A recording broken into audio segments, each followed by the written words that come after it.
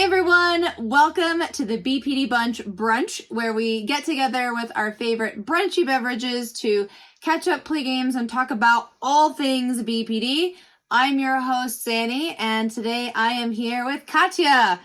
Katja, where are you coming from, and what's your brunchy beverage? So, as usual, I'm joining from West Midlands, United Kingdom, and today I have Jack Skellington.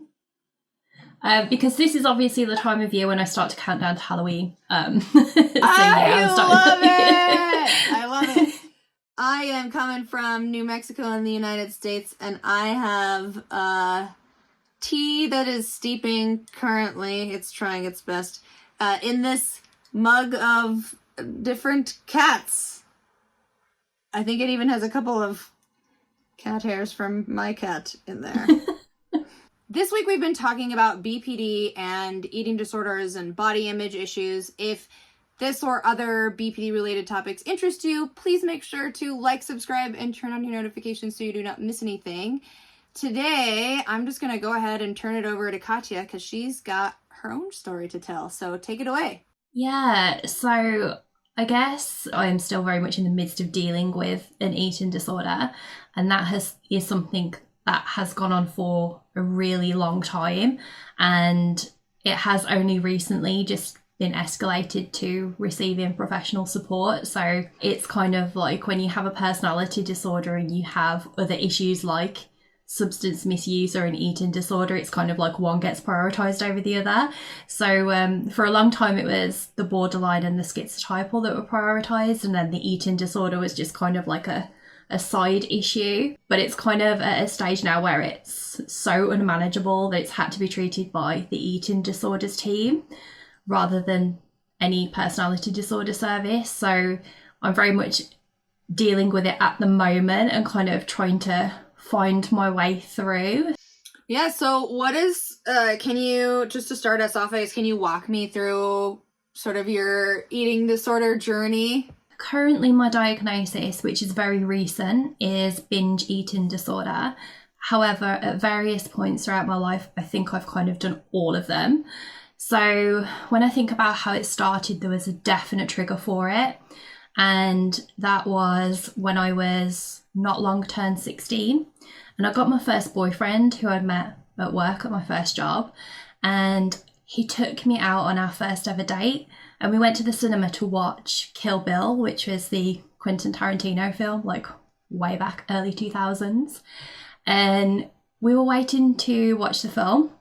And this guy comes up to us and we thought, okay, like a little bit weird, but seems nice enough. And he was asking us what we were there to see.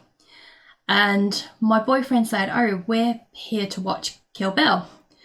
And we kind of thought he'd be like, oh, okay, and move on. But he actually turned around to us and said, if I was you, I would kill myself because your girlfriend is a dog. And I was so shocked. Like, I've literally never ever experienced anything like it before. And my boyfriend was exactly the same. Like, we just stood there with our mouths open and we just didn't know what to do. And this guy just disappeared, and it was so awkward that we just didn't speak about it. But for me, that kind of planted a seed in my head. And I was like, if I am so unattractive that a complete stranger feels the need to come and tell me this in public, then I need to do something about it. And at the age of 16, like, there wasn't much I could do about hotness. Like, it's kind of like your face is how it is. But I felt like the one thing that maybe I could do something about was my weight. And I was in no way overweight. I definitely, didn't have any issues in that area. I'd never really given much thought to my body image before that point. But I started to restrict calories and exercise, and I lost weight incredibly quickly. And I became very unwell within the space of probably about a year. And I lost a lot of weight. I was having nosebleeds, constant headaches, was really ill all of the time. And that was sort of the start of it for me. And then when I went to university, that kind of carried on, but it transferred to university culture. So I would do like diet math. So I would kind of either go out drinking or binge eat and kind of mentally tot up the calories to work out how much exercise I had to do or how much I had to starve myself the next day. And that continued through uni until I left. And that's when my mental health problems were at their worst. So I would binge eat to make myself feel better. And then when the weight went on, I panicked and joined a gym, got completely obsessed with the gym, lost an awful lot of weight, was really very thin, really unhealthy. And that kind of carried on as like a cycle of maintaining my weight through binge eating and then exercising it off until I got quite bad sports injuries in my late 20s, which meant that I couldn't run as much as I was. And at that point, the weight started to creep back on again. And I just like went to pieces and panicked. I was like, oh my God, I must stay thin. And that's when the issue started with making myself sick or eating foods that I was intolerant to make myself sick. And then I got kind of caught in that cycle for just years and years and years. And again, it's kind of reached a point now where the binge eating has just escalated to a point where actually nothing I do is kind of counteracting it. So I've had quite a lot of issues with weight gain, and although to most people I probably look fine, it's just like a constant mental state of thinking about what I'm eating and panicking about it. And that's kind of the stage that I'm at now. I'm so sorry, first of all, for what that a-hole said. Oh my gosh, what a jerk. Yeah, and I think like when you have borderline personality disorder, like things like that any normal person would just dismiss and be like, oh, what an idiot. Like it kind of becomes like a massive thing because it's criticism. And rather than just brushing it off, I was like, this person has said this to me, it must be true. I have to do something about it. And it then led to paranoia about my boyfriend leaving me for someone better, which then fed into abandonment. I mean, like people say things all the time, don't they? And they don't think about the consequences. And that one flippant comment when I was 16 years old has like blown up into a situation now where at the age of approaching 40, I am still dealing with an eating disorder that arose from that comment. I don't have an eating disorder anymore, but I do remember what you're talking about, just being consumed with thoughts about food and counting calories. I used to not be able to look at food without seeing numbers all the time. And it is just, my heart goes out to you because it is one of the most exhausting places to be in life. I think that's the thing as well. And although it's less about weight gain than it is about other things, when you try and explain it to people, I think there's like this real maybe stigma around binge eating disorder in particular because of the connotations of it being about gluttony and greed. And to a degree it is, but when people say things like, well, all a diet is just fewer calories, in than out and things like that. And yeah, I understand that logically, but the psychological aspect is whenever anything isn't going to course, I will go to food as like the first source of comfort, and quite often it isn't even about food. Like when I've been at my absolute worst with binge eating, I've done things like eat dried pasta, dried cereal. Like there's no pleasure in eating those foods whatsoever. It's just that you get in this mindset where it's like a frenzy, and it's like once you start eating, it's a compulsion and you just cannot stop. But because it's quite a misunderstood disorder and people think it's just a case of being greedy, it's really difficult to communicate that to people, especially when it doesn't visibly look like there's anything wrong with you. Like I am a normal weight, more or less, so people don't look at me and think, oh, eating disorder. But then when you explain these things to them, they're like, just stop eating. I'm like, yeah, I really wish it was that simple.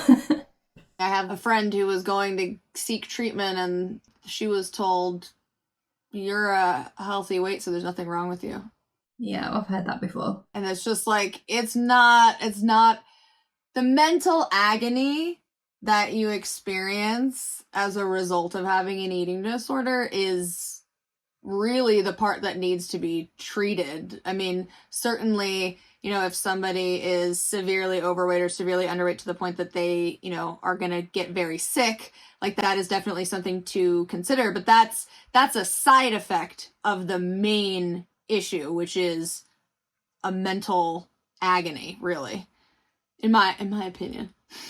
Yeah, I would agree with that. And I think it is, you know, for me, it's not really about weight as such. Like, it is in the sense that I worry about it as a consequence of my disordered eating and the things that I do. But ultimately, I know that I can't begin to tackle the weight side of things until I've dealt with what it is that's making me compulsively eat. And I think the fact that I've, over the course of my life, cycled around all of the eating disorders, I do think like it's maybe not even about food at all. Like, I can go like days without eating, which I have done in the past after a particularly big binge, and not really register that I haven't eaten. So I don't think it's anything at all to do with hunger. And it's just really difficult because once you're caught in that cycle, it's very difficult to get out of. And it's something that I've been asking for help for years, and no one really listened. And I'm not sure if that's because once I had the BPD diagnosis, it's kind of like, oh, something else is wrong with that. I'm not saying that's the case, but sometimes it has felt like that when I've spoken to people about it. And I know when I got my initial BPD diagnosis, one of the things I spoke about in the sessions with the psychiatrist leading up to that point was the fact that I had so many issues around eating. But then once I got that diagnosis, no one did anything to help with that side of things. It was just, you have medication now, like that's it, like case closed, you're discharged, like you're going to be fine. And then those behaviours just worsened and worsened until they've reached a point now where I would say that they are pretty unmanageable. So you talked about a little bit that it's not really to do with food, right? So what do you think are the primary sort of contexts or activators for some of these eating disorder behaviors? I think it's just become a go-to to help me feel in control, because I remember having a conversation with a friend and I said to him, you know, why can I just not get on top of this? Like, logically, I understand that if I don't go to the cupboard and I don't open the door and I don't go and get, you know, biscuits or crisps or whatever, and I don't start eating them, then I won't continue to eat them. So all I have to do in the first place is not go to the cupboard and start that process. And he said to me, do you not think that maybe it's less to do with willpower and maybe it's more to do with control, because you can always predict the outcome of a situation? And do you think it might be self-sabotage? And I think potentially there might be something in that argument, because there have been situations in the past where, you know, I've done like days at a time where I've actually been really sensible, and then like one minor inconvenience has happened and then that sent me straight back to that cupboard and the cycle starts all over again. So I do wonder if that's maybe a part of it, like the fact that I somehow need a sense of control over what I'm doing, even if those behaviours are quite damaging. And I think as well, it's quite hard for me to know whether it is actually an eating disorder or whether it's part of BPD and the impulsive behaviours, because I think it does feed into the impulsive behaviour and self-harm criteria quite a lot as well. And that was something that I'd never really thought about until I got my diagnosis. And the psychiatrist was like, you know, like that is part of that criteria as well. So although I am treated as having a separate eating disorder, I'm not sure how far I agree that it actually is something completely separate to BPD. I do tend to think that a lot of these things are connected. Like for me, my theory about myself is started out as an ADHD kid, didn't really know how to deal with the emotional sensitivity that comes from being like that, and then developed BPD and an eating disorder as secondary conditions from that. So, I mean, I don't know like where the lines are, but I definitely think that you're onto something, that they're not completely isolated from each other. Yeah, and I think that makes it difficult to know how to proceed. Like, I've been really fortunate in some ways because I was meant to be referred to a dietitian when I got my BPD diagnosis. And a year and a half later, when I was in hospital, I asked the nurse who was dealing with me about that because I'd not heard anything and it wasn't in my notes.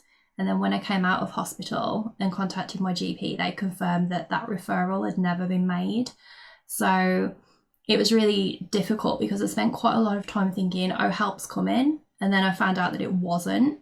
So I was on my own with it for quite a long time until I did actually get the referral to eating disorder services. But thankfully, I think I got the appointment with the eating disorders team probably within a week of being referred by my GP, which is incredibly quick, especially under the NHS.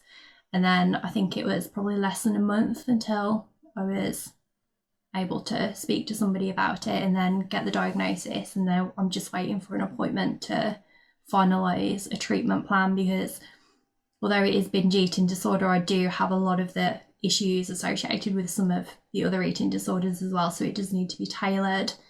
So that's quite a positive thing. What I feel like in that time that I spent waiting for the referral that was never made, it's really hard to know where to start with handling it because for a long time I did think it was a weight issue. I didn't think it was a mental health issue. I thought like I actually had like a physical illness where like maybe it just made me eat too much. And, you know, like maybe that was the problem. Maybe I genuinely couldn't control it because it was a physical thing. But I think over time, I definitely made that link between the way that I was feeling and those feelings of control and food as well. So with eating disorders, I think unless you actually have professional intervention, it can be really difficult to know where to start. Like even now, I said to the eating disorders team, you know, I can probably have one session with you guys and you tell me what I need to do and I will go away and do it. But it's just for the fact that I don't even know where to start with it. Like it's so overwhelming. And because I've never had support for BPD or STPD and I've had to work on that myself, I am confident that with the eating disorder, with the right tools and the right guidance, I'm pretty sure I can get it under control. But actually the whole process of getting help for an eating disorder is really difficult because for a long time I wasn't even aware that there was anything really wrong. I just thought, you know, greedy. Like, you know, it does take a lot. And with eating disorders, behaviour is often so secretive that nobody else is picking up on it and saying, actually, do you think there might be a problem? It's interesting hearing stories from you and like some of the other people I've known with eating disorders who were just really invalidated and not taken seriously by health providers despite, you know, specifically asking for that help. I'm curious, obviously this is going to be from your own like opinion, but like from where you sit, what do you think has contributed to, you know, people not really taking you seriously?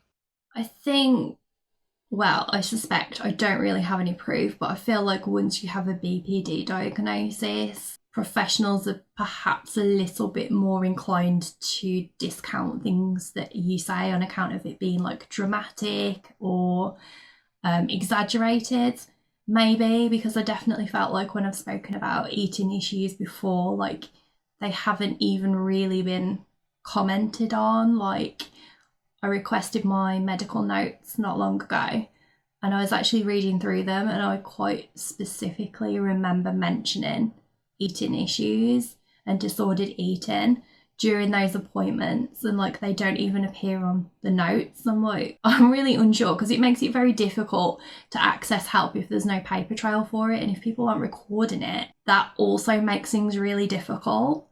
And I think that is probably the biggest thing that has contributed to it. But also, you know, the fact that I am relatively normal to look at, like I don't look large, I don't look small, I look perfectly average.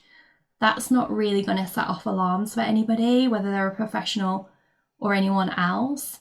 And binge eating, I think, is definitely a secretive disorder because there's a lot of worry about shame and about judgment from other people, because consuming food is linked to greed, which has just such negative connotations around it anyway. And I know that definitely when I was binging, I would go to great lengths to hide things like food wrappers, and I would always replace the food that I binged on, to the point where I was spending like ridiculous amounts of money every week to replace the food that I'd eaten so that nobody would catch on to what I was doing. So I think those two things definitely were the biggest factors for me. Professionals not taking me seriously because of BPD, and then also just like not looking like somebody who you would expect to have an eating disorder. One of the things that I'm thinking about is you are very involved in mental health work and outreach, and obviously like you're on this show from the perspective of recovery for BPD, and I'm curious what it brings up for you to admit that like there's another thing that is still an active struggle for you. I feel like at this point it's just another label, because obviously I've got a borderline personality disorder, and even though I'm in functional recovery from that, I do still have difficulty with certain traits, as most people do. I've got schizotypal personality disorder, and both of those personality disorders I haven't really had any intervention or specialized support with. So essentially I've had to work to kind of manage those myself. And I feel like with binge eating disorder, it's just like at this point, like it's not life-changing. It's just like another 3-letter acronym or 4-letter acronym that somebody has put on my medical file. And it doesn't really have a lot of relevance anymore because so much of my life is now medicalized or pathologized in a way that I just see it as another obstacle that I have to deal with, in much the same way that BPD and STPD are. Like, I know that I will get through it. It just sucks while you actually have to do it. And that's the way that I feel about both of those other things as well. That's actually very admirable. I have sometimes felt like, oh, well, I can't have other problems because then I'm not being a good example, and I have to be like this perfectly recovered person in all aspects of life, or else why would anyone listen to me? And I kind of love that in some ways, like, you're recovered enough in other areas of life that this isn't such a big like shame space. It's like, oh yeah, this is just another thing. I got through the other ones. I'm gonna get through this too. I think that's a really admirable attitude. I'm not sure whether it's like resilience or just general boredom now at this point of like having to deal with mental illness, I'm not gonna lie. But I do think like the one thing that I have struggled with more so with binge eating disorder than I have with the other two is when I'm trying to find support for eating disorders, there's an awful lot of content and material that's sort of aimed at teenage girls and early 20s. Not really so much for people who are approaching middle age, and I've found that can be quite difficult because I think eating disorders sometimes are very much seen as the domain of younger women, and it's very much chalked up to the effects of social media and advertising and constantly being bombarded with, the perfect body image. And I'm not saying that that's not an issue for me, but it's been less of an issue because obviously there's more going on in terms of like the BPD, so that's not as applicable.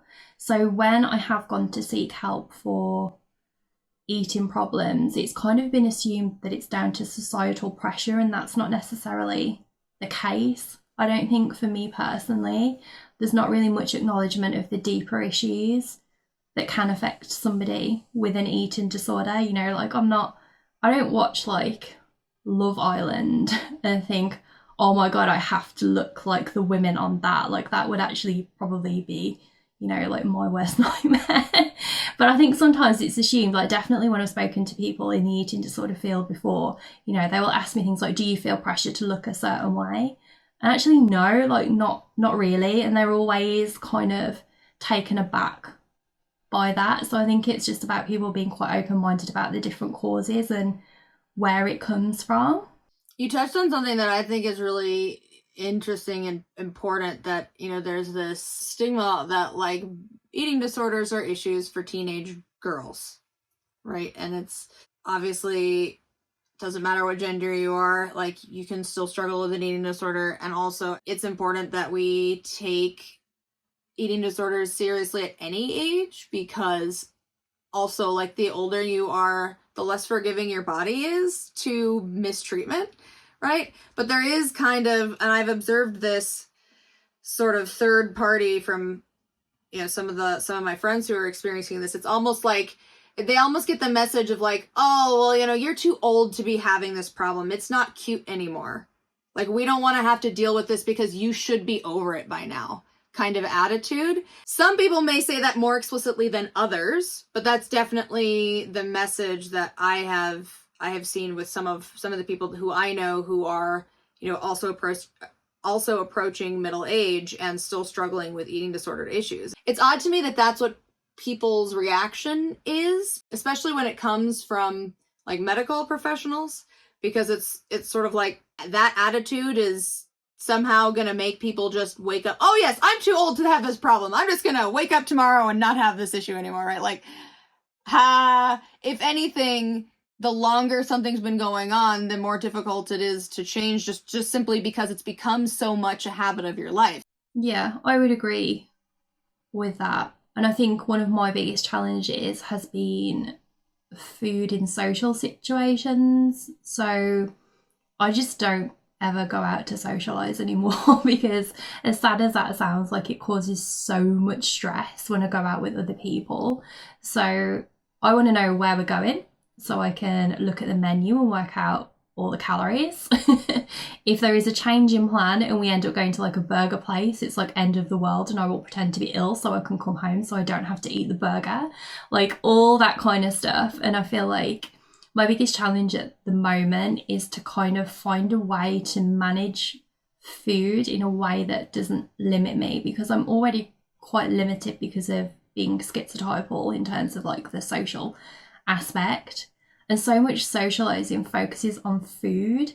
So things like, you know, work social events, like I know we've got to go out for food next week and I'm already stressed about it, because it's not necessarily that I think, you know, I'm going to binge there and I'm going to eat all this stuff and everyone's going to judge me for it. It's more about avoiding those trigger foods or eating things that I feel are going to trigger a binge potentially when I get home. And it just becomes so stressful.